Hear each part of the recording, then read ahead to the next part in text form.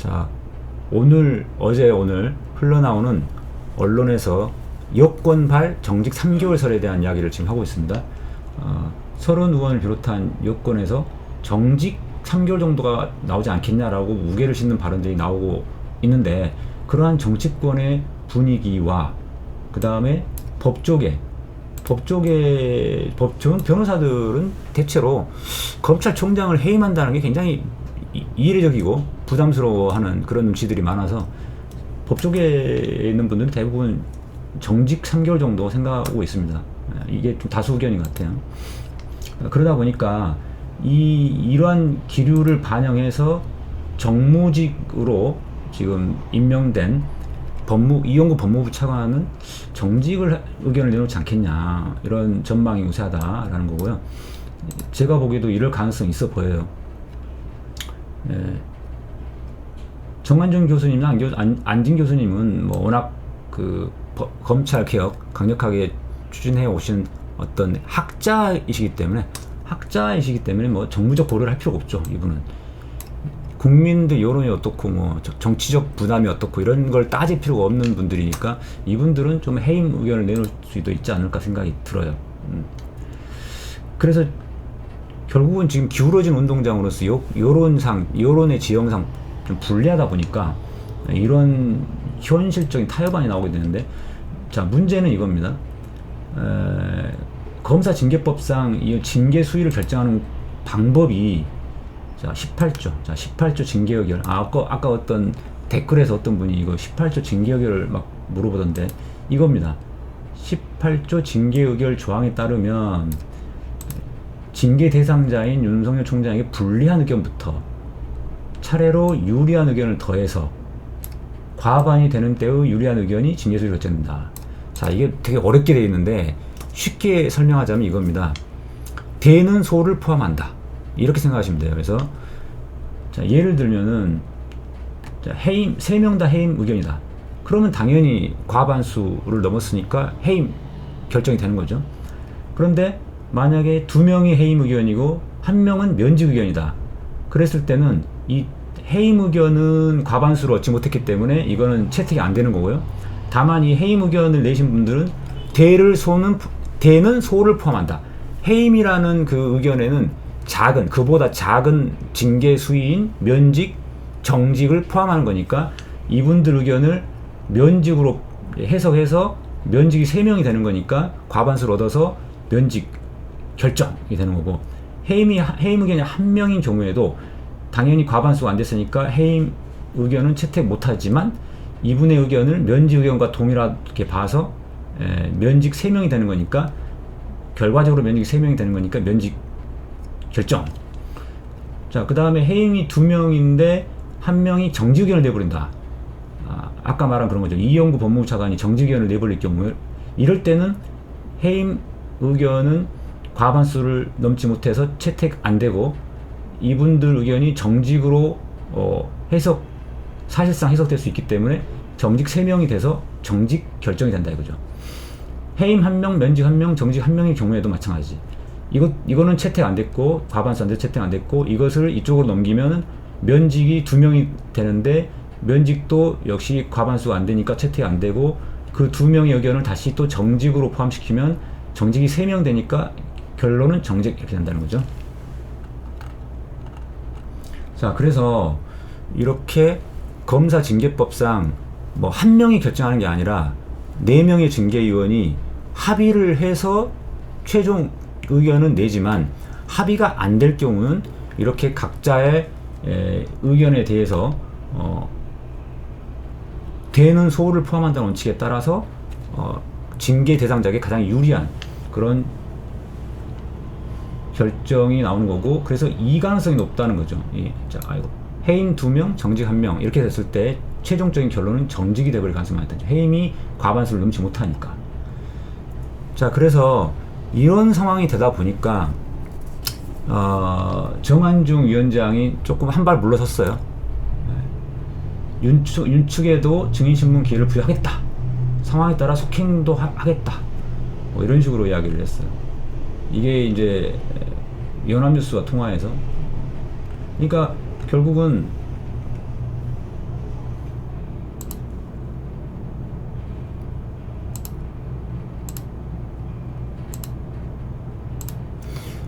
결국은 정리하자면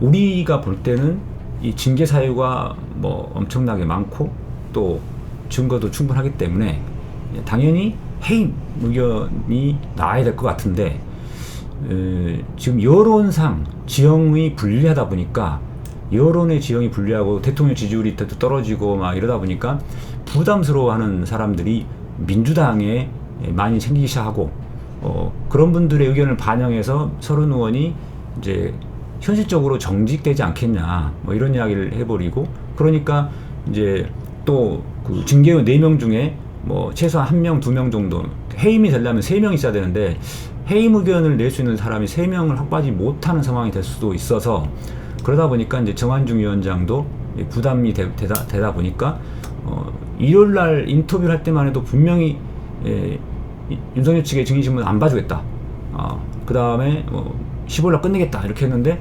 그것들을 약간 유두리 있게 바뀔 수도 있다는 식으로 지금 이제 태도가 좀 바뀌었어요.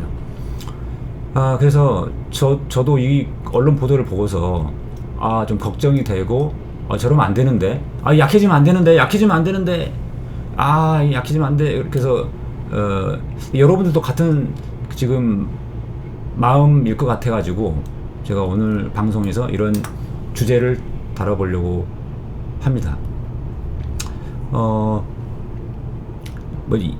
이미 제가 다스베이다 첫 방송 때 말씀드렸듯이, 사실 요거는 정직 처분을 하면 더 위험하고 혼란스러워요. 왜냐하면 정직 처분을 하게 되면은 윤석열이 여전히 검찰총장이기 때문에 직무대행 차관, 법무부 차관, 대검 차장을 아무리 좀 괜찮은 사람으로 세우고 싶어도 지금 이미 검찰 분위기는 다 윤석열을 지키는 쪽에 여기에 있기 때문에, 어느 누구도 대검 차장을 누구를 시켜놔도, 지금 조남관을 단사로 바꿔도 마찬가지로 윤석열의 어떤 지위를 받지 추미애 장관의 지위를 절대 안 받죠.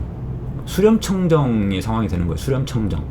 그리고 3개월짜리 정직이라 하더라도 이거를 집행정지 신청하면은 지난번 직무배제 집행정지처럼 거의 뭐 2주일 안에 또는 일주일 안에 법원에서 지난번 집행정지처럼 집행정지 인용 결정을 해버릴 수도 있어요.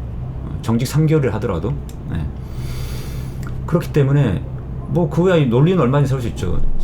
정직 3개월이다 보니 본안 소송이 3개월 안에 끝날 수가 없어서, 그때 되면은 뭐 정직 3개월이 지나버리기 때문에 의미가 없어진다. 그러니까 시급하게 일단 집행 정지를 시켜놓고 그 다음에 본안 판단하겠다, 이렇게 할 수도 있는 거거든요. 그러면 정직 3개월이라는 그 집행이 곧바로 이루어지는 게 아니라 뭐 한 본안 판단이 끝나는 4월, 5월 이때서야 정직 3개월을 집행하면은 별 의미가 없죠. 그런데 오히려 해임 의결을 해버리면 새로운 총장이 임명되기 때문에 법원 판사들로서는 새로운 총장이 이미 임명됐는데 기존 총장을 다시 복귀시키는 그러한 집행정지 결정을 하기 어렵다는 거죠, 오히려. 그래서 KBS 정현주 사장도 해임 의결이 된 뒤에 집행정지 신청했을 때 집행정지는 기각하고, 하지만 2년 3년 후에 본안 소송에서는 해임 취소, 정현주 사장을 손을 들어줬단 말이죠. 근데 이미 그때는 임기가 끝나버렸어요. 그때도 뭐냐면 정현주 사장이 임기가 얼마 안 남은 상태였기도 하고, 또 그때도 KBS 사장이 새로 임명됐거든요. 그러니까 새로 KBS 사장이 임명됐는데 거기다가 대고 판사가 그거를 집행 정지해버리면 사장이 2명 돼버리니까, 그래서 그때도 집행정지를 기각했던 거예요. 그러니까 지금 이 민주당의 일부 의원님들이나 또는 법조계에 있는 많은 분들이 좀 한 가지 잘못 생각하고 있는 게, 이게 해임 의결이 됐을 때 법원에서 거의 뒤집어질 것이다, 집행정지가 받아들여질 것이다 라는 걸 전제로, 그렇게 되면 큰일 나니까 좀 낮은 수위의 정직 3개월 정도가 적당하지 않겠냐, 그러면은 법원에서도 못 뒤집지 않겠냐, 이런 건데, 그거는 법원의 판사들의 그 판결 성향, 잘 모르고 하는 이야기예요. 판사들은 윤석열이 검찰총장으로 있으면 그 검찰총장의 지위를 그대로 유지하는, 그 질서를 유지하는 쪽으로 해서 집행정지 결정을 해버릴 수가 있고, 반대로 새로운 총장이 임명되면 새로운 총장 중심으로 질서가 형성되니까 거꾸로 그 윤 총장을 복귀시키는 게 오히려 부담스러울 수가 있어서 그때는 오히려 기각할 가능성이 많습니다. 제가 보기에는. 그래서 이거는 법원 판결에 대해서 전망을 잘못한 나머지 이런 이야기들 한 거 아닌가라는 생각이 들어요. 그래서 제가 그런 부분들이 되게 우려가 되는 건데요. 그렇기 때문에 자, 오늘 징계위원회 열리고 있는데 우리 징계위원님들 쫄지 말고, 약해지지 말고, 지금 일시적으로 여론이 어떤지 지금, 자, 여론의 눈치를 보시면 안 되잖아요. 징계 사유가 얼마나 심각하고 위법한지 그것만 보고, 그 다음에 거기에 따른 증거가 얼마나 확보되어 있는지 이것만 보고 딱 해임 의결을 해야죠. 절대 여론 눈치 보거나 나중에 법원에서 판결을 갔을 때 뒤집어질 수 있다라는 그런 어떤 불안감 때문에 조금 낮은 수위의 정직 처분한다? 이거는 정말 안 되는 겁니다. 이게 머리를 이렇게 두 번 굴리면 안 되는 거예요. 그냥 징계 사유와 증거만 놓고 판단하세요. 그거와 관계없이 더 나아가서 국민 여론 눈치, 그 다음에 언론 지형, 그 다음에 정치권에 대한 부담, 현직 검사들이 반발할까봐, 나중에 법원에서 판결이 뒤집어질까봐, 이런 거 머리 복잡하게 막 따지면 안 돼요. 오로지 징계 사유, 증거 이것만 보고 쫄지 말고 과감하게 해임 무결을 해주시기 바랍니다. 여러분도 같은 생각이시죠? 그래서 오늘 이 징계위원들 쫄지 말라고 우리끼리 같이 우리가 국민징계위원회를 구성해서 우리 국민징계위원 법정에서 우리가 우리들의 의견을 내시죠. 자, 결론. 검찰총장 윤석열을 해임한다. 땅땅땅. 이걸로 땅땅땅. 의사봉이 아직 도착하지 않은 관계로 아쉽습니다만 손바닥으로 대신하겠습니다. 해임 의결